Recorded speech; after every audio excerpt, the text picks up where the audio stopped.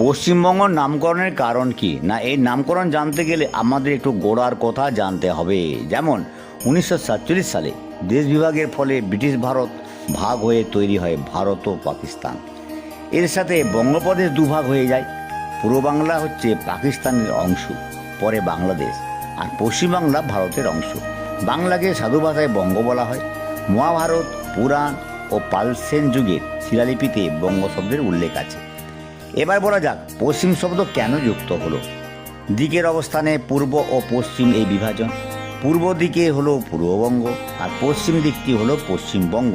তার উপর সরকারি তকমা যোগ হয়ে হলো পশ্চিমবঙ্গ, যেটি 1950 সালে ভারতীয় সংবিধানে অন্তর্ভুক্ত হয়।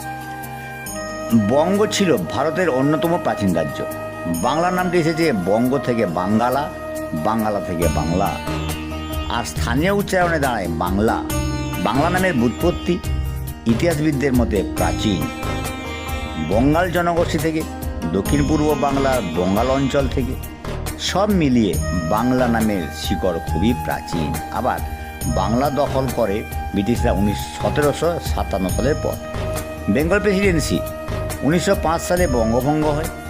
লর্ড কার্জন করেন পূর্ব বাংলা ও আসাম পশ্চিমবাংলা কারণ দেখানো হয় প্রশাসনিক সুবিধা, কিন্তু প্রকৃত উদ্দেশ্য ছিল ডিভাইড অ্যান্ড রুল বা ভাগ করে শাসন।